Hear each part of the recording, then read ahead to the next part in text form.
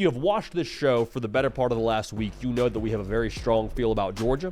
You know that we feel very confident in what they're going to be in 2024. But what's their record going to be at the end of that 12-game slate? Because the 12 games, man, are brutal. People used to knock Georgia for not having the most difficult go in the SEC because of where they were in the conference. No more divisions.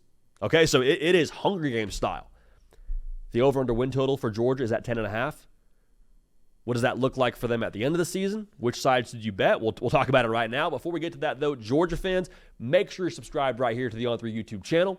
College football every single day. A live show 3 times a week. No hot takes, no additives, no preservatives. Just college football, the way that you want it talked about, talking about your team as well as a myriad of other teams across the landscape. So we appreciate you in advance for being dialed in and making sure you're subscribed, because a lot of y'all have over the course of the last few months. So thank you for that. There's no way to sugarcoat this, man. Georgia's kind of a boring team. As we sit here in August, kind of a boring outfit. And I don't say that to be a slight. I say that, honestly, more so as a compliment. Because when you talk about Georgia, there's not a lot to pick apart. Best coach in college football. Check. No real talking point there besides saying he's the best coach in college football. Carson Beck, I believe, best quarterback in college football. I don't think that's really that much of a debate if he's like a top 3 guy. Yeah, that's a discussion, but like Carson Beck's going to be really freaking good. Check. Roster, as good, if not better, than anyone else in the country. What's controversial about that? What is interesting about that? Not a lot. Now, they did take some transfers, especially in that wide receiver room. Colby Young's a guy you're excited about. London Humphreys was a guy they were excited about when he got there. Dom Lovett, not a transfer, but he transferred. I guess he's a transfer from 2 years ago. Gets another year in the system. Trevor Etienne in the running back room. We'll see how he translates, but they're excited about him, as they should be. They don't really have a weakness on this roster. They don't. There might be some points where you're like, hey, what do the newcomers look like in that room? Like there's a good amount of production to replace on defense, but still, like there's not a lot of weaknesses you can point to right now when you talk about Georgia. So to beat them, what's the actual formula there? One, you'd have to catch them on the wrong day. Like they're just somehow not locked in. They're not focused. They kind of sleepwalk for the first couple of quarters and you just pull away. Kirby Smart's the head coach. They didn't win the national title last year. Good luck with that one. You out-scheme them. Again, Kirby Smart's the head coach. Mike Bobo's the OC. Glenn Schumann's the DC. I don't think Georgia schematically will be over their skis in any game this year. You have to have a matchup maybe that you can exploit. Georgia, for my money, is one of the best, if not the best, matchup teams in America. Like, there's nobody where I'm like, yeah, if you got him on an island, maybe you could make him pay. Like, I don't see that for Georgia. As we sit here in August, I don't see like a matchup weakness for them across the board, offense or defense. So what does that mean for the over-under win total? At 10.5, let's just go game by game here. Clemson, from a roster talent level, on paper, should be a good test, right? Should be a good test. I think that that spread right now in Vegas is somewhere around 2 scores, 2 touchdowns. Whatever it is, take it. I bet it's going to go up, and I think that will be a bloodbath in Atlanta. Georgia will roll Clemson from what I can tell right now in August. You got Tennessee the next game. Tennessee Tech, not Tennessee. So that's a dub. At Kentucky, this game is not going to be easy. Kentucky historically has actually given Georgia a fair amount of issues over the course of the last couple of years. Still, I think that's a win. And then you get a bye week before Alabama. That's massive because you give Kirby an extra week to prepare. It's a place that he was previously at as a DC under Nick Saban. It's a team that kept Georgia out of the college football playoff last year from the SEC title game in Atlanta. Like, this one is personal on a number of levels. I think Kalen DeBoer is the right guy at Bama. As we sit here right now, I think that was a good hire of sorts. Long-term, another discussion. But I think that Georgia wins that football game, okay? Then you play Auburn. I told you, I think Auburn's actually undefeated heading into this game. Massive, I would say, national draw for this game. It'll be fun to have that rivalry have a little bit of juice again. Close game last year. I think Georgia remembers that. It's at home. I think they win that game. You beat Mississippi State. And then you have what really should be the biggest test on Georgia's schedule. You're at Texas. It's on the road.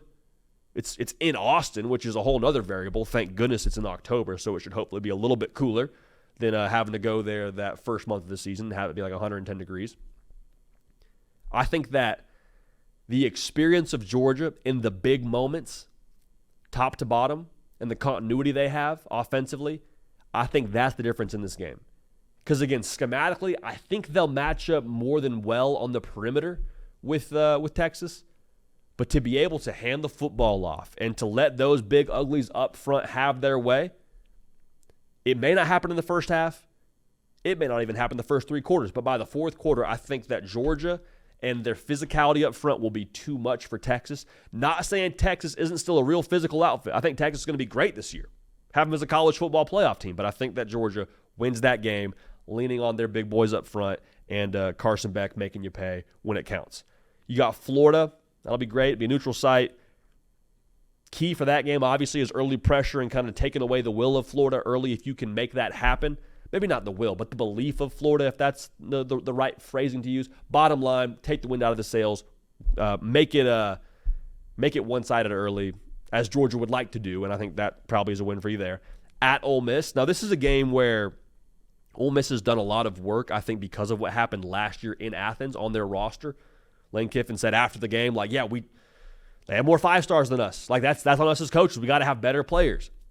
And when you look at that roster now at Ole Miss, it is much improved. They do have more guys that, quite frankly, could play at Georgia, or at least be on the roster and contribute at Georgia.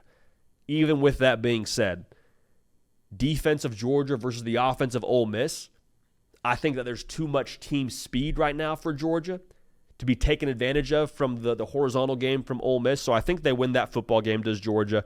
Then you play Tennessee. Tennessee, they want to create matchups. We already told you, I think Georgia's matchup game is as good as anyone else in the country. They're going to be able to win those matchups when they're on an island, as good as I think Nico's going to be. So Georgia wins that game. UMass, I love Paul Revere, but they do win that football game, and then you beat Georgia Tech. I think they finish 12-0. I think they finished 12-0. And I've said this before, I'll say it one more time. Georgia this year, I wholeheartedly believe, is on a mission. Not that they weren't on a mission previously. Not that they haven't been hungry before, or they haven't been in attack mode and all those things that you put on t-shirts and look good and read good and probably sound great in hype videos. Georgia this year, internally, from a player level, I believe has a different level of hunger. And Kirby Smart, I think he loves it because he no longer has to sell them this idea that, like, hey, people are doubting you. Hey, don't you want to go accomplish this, that, and the other? Like, I'm not talking about external doubt. I'm not talking about doubt from the opponents. I'm talking about this team wanting to leave their own legacy. Because a lot of these guys, they were on those teams that won a national title, heck, won 2 national titles. But they weren't the guys. They weren't the starters necessarily across the board there. They want to go get their own national title and leave their own legacy. And so I know this is just a regular season record prediction. I think Georgia doesn't lose a game all year.